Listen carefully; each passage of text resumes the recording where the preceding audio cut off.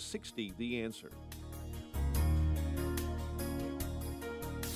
This hourly segment is brought to you by Wealth Health Radio with Joe Murphy, Sundays, noon to 1. Learn more online at mwmfinancial.tax. Listen to AM 560 The Answer online at 560theanswer.com, on the AM 560 mobile app, on your Alexa-powered smart speaker, and on TuneIn, iHeart, and on Odyssey. Now, from the Signature Bank Studios, this is Chicago's Morning Answer with Dan Proft and Amy Jacobson.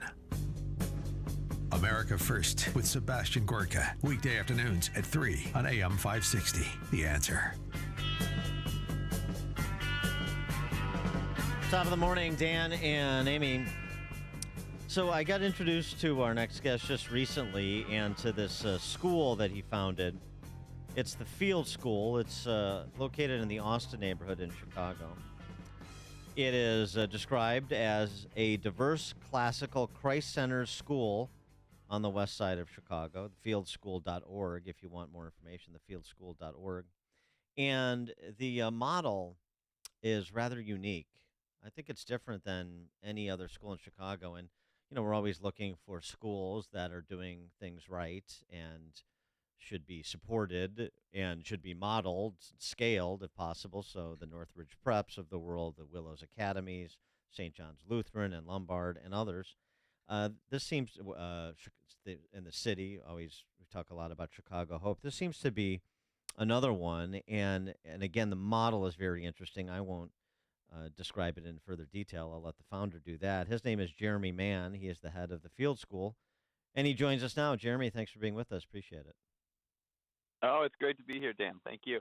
So, so you have a background as a teacher. You were a special education teacher, and then Yep. you decided to move in this direction of founding the school. So, sort of give us how you went from Teach for America to the head of the Field School, and then what the Field School model is. Yeah. So I was working in a low-income public school in Los Angeles. That's where I started my special education teaching, as you said. And then I started training special education teachers in Chicago. And it was a great opportunity to see schools all over the city, traditional CPS schools, charter schools, and selective enrollment schools. And I enjoyed that experience. Chicago actually has some pretty high-performing charter schools, but maybe 9 out of 10 are not preparing students well academically. So the two stats that really got my attention were, most of the third graders in CPS were reading or doing math at the level of first graders in the suburbs. And then half of the students, or a little bit more, would graduate. But most of them were performing at the level of eighth graders. And so we've kind of told these children, all right, stay in school, do your best, and you'll be ready for successful life. But that's not actually true, and that was heartbreaking. So I felt like it would be neat if you could take these kids, we believe image bearers of God, capable of learning, give them the gift of high expectations, and put them in a school where you have children from all different backgrounds, and it's academically rigorous, and it's a holistic approach to learning, and see if they can do better and if everyone benefits as a result. So we launched in 2017 with just 3 grades. We just had a little pre-K, a little kindergarten class, and a little first grade class, 45 students, rented space out of a church. And there was a lot of appetite and interest for the school, and it was from different parts of the city because my wife and I, we wanted to stay in Chicago long term, but we didn't feel great about the school options we had, and we were hearing from lots of other families the same issue, whether they lived, in the northwest side, southwest side, west side, even many families from Oak Park who felt like, man, we're not thrilled with what our school options are. And it has just taken off. So we've grown by about 35 students a year. Now we're 250, a little bit more than that. We bought a CPS campus that was being auctioned on the west side of Chicago. So half of the seats are reserved for children from low-income families. That means they either qualify for free or reduced lunch or for Section 8 housing vouchers. The other half is open to middle and high income families. So to kind of give you a sense of the breadth of it, a quarter of our families have a household income below 30,000, so very, extreme poverty. And then another quarter are above 130,000. And when you have a great school, you can kind of bridge that gap. You can build relationships between families from different backgrounds. And it's gone better than expected. And I kind of jokingly say I've benefited more from it than anyone else. My wife and I have 5 kids. 3 of them are old enough to be at the school, and they just absolutely love it. So it's been wonderful for our family. Well, the students are only as good as the teachers, so tell us about your teachers and the staff. Yeah, that's a great question. You're absolutely right. It doesn't, facilities do matter, curriculum certainly matters, but I call our teachers a living curriculum because they model the sorts of attitudes toward the world and postures toward other people. That's what is really our special sauce. And it's wonderful because we've had teachers from a variety of backgrounds. Some actually, like me, had done Teach for America and had spent a lot of time in urban public schools and kind of knew some of the challenges there. We had some teachers that have worked in small Christian schools around the city and were interested in a school that was intentionally diverse. So some people don't realize this, but schools are actually becoming kind of more racially and socioeconomically segregated. Mm-hmm. So to give you an example, that I went to one school in Chicago that was 99% African American students, and I could walk 2 blocks to another school where I was supervising a teacher, and it was 95% Latino students at that school. And there was a big tree between them. But if there weren't a tree, you would just be able to see the 2 schools from each other. Uh-huh. But there's more opportunities to learn from each other, and there's a sense in which we want to have great schools for kids from all backgrounds. And so my kids benefit from that, and kids from very segregated neighborhoods benefit from that too. But teachers have to want to be in that sort of setting and excited to learn in that. We're a classical school, as Dan said, so there's a distinctive educational philosophy that for some people is pretty new, but we think offers a lot of benefits. The diversity, speak more to that. So you mentioned the socioeconomic, the spread in household incomes. What about the racial composition? Yeah. So it's about a third African American, a third white, and maybe 20% Latino. We have many multiracial children and some Asian American children, but kids from all different backgrounds. We serve children from churches, about 50 churches around the city. We are deeply Christ-centered, but we intentionally open up seats for kids from no faith background, not going to any church. We want to be serving the common good on the west side of Chicago, so it's open to anybody. Back to the spread in household incomes. So how do you get buy-in from those that are on the upper end of the household income spectrum where parents may rightly be saying, well, wait a second. If you're going to go to school, we're going to send our kid to a school with kids that may be from disadvantaged backgrounds, may have been in CPS, maybe, as you were just describing, not doing coursework at grade level, then they're going to hold my kid back. And so how is this going to be a good environment for my kid? Yeah. It's so important to our enrollment model that high-income families and families that have a really strong educational background participate at the school, partly because research shows that when you put children from low-income families or families that don't have a strong educational background, they go into a class that has lots of other students that are at a higher level. Those low-income children do quite a bit better. It's like you don't even have to change many other things. We try to, but just the fact of being in a more mixed group helps them a lot. And if it's a balanced group, then the students that were performing at a high level don't really suffer. So we need a kind of good balance for it to really work. And kind of the value proposition for a high-income family is this is a school that is deeply academically rigorous, that loves learning for its own sake. And so from a young age, we're giving material to children that is worthy of their affection. And we talk about going mind to some of the best artists and writers and leaders and creators of all time. That's a big part of it. So from a young age, students are being exposed to the very best. In kindergarten, they're listening to Louis Armstrong and Tchaikovsky. They're memorizing speeches from Frederick Douglass. They're learning. They perform Shakespeare plays, in early middle school. Mm. And high-income families want their children to be academically ready for the future. And so part of it is just saying we're going to give them the best.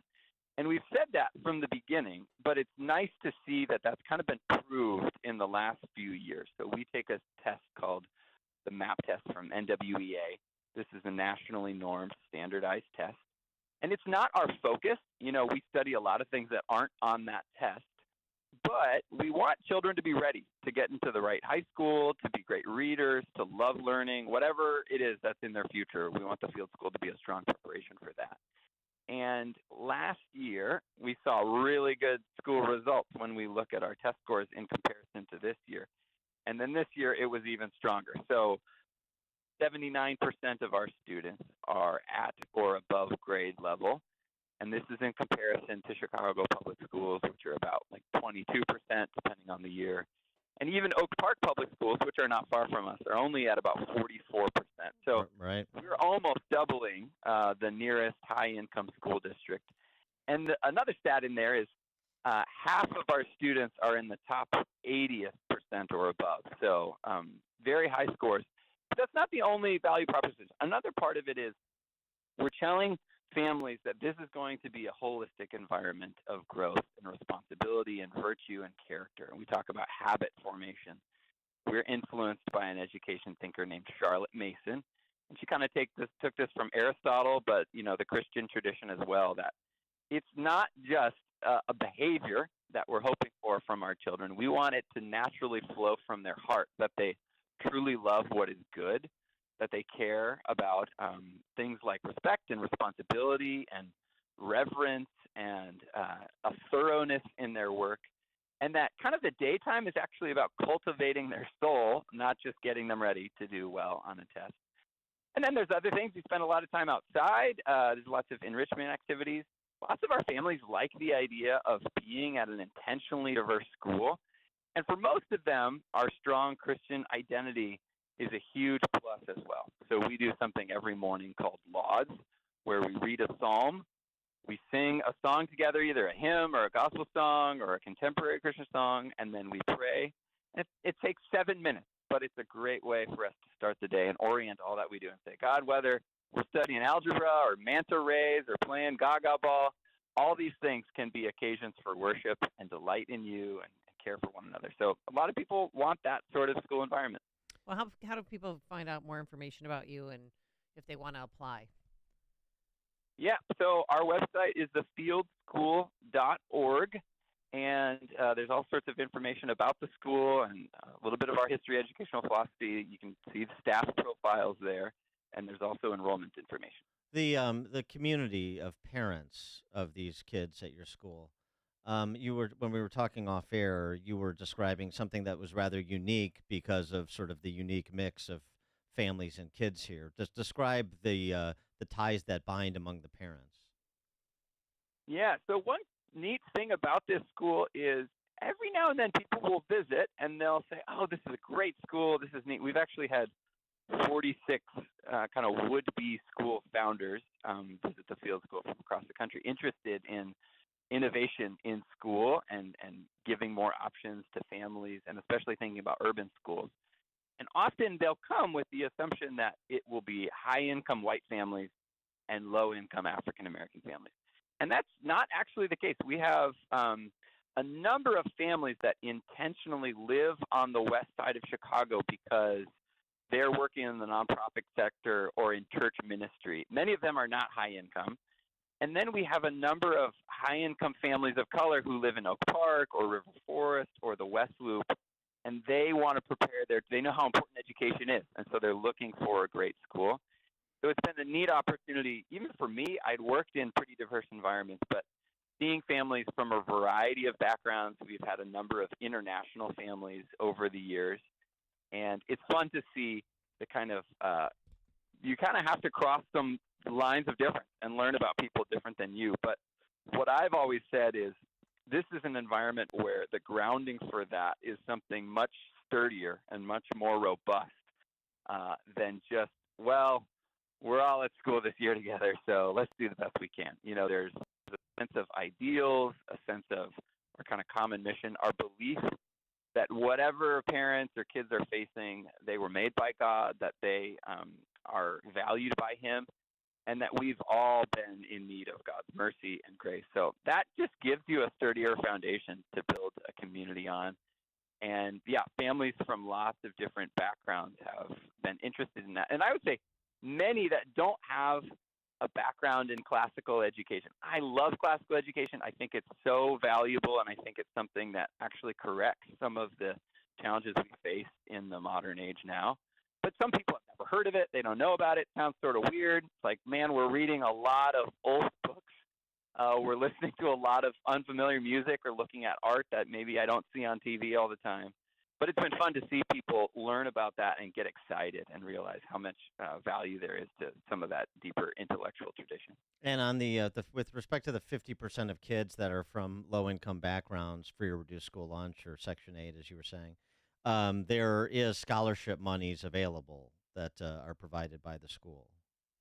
Yeah, very significantly. So we say we want everyone to pay a feasible sacrifice for tuition. And so a low-income family does pay money. We think that's pretty important that they have skin in the game. But it could be as little as $1,200 per student.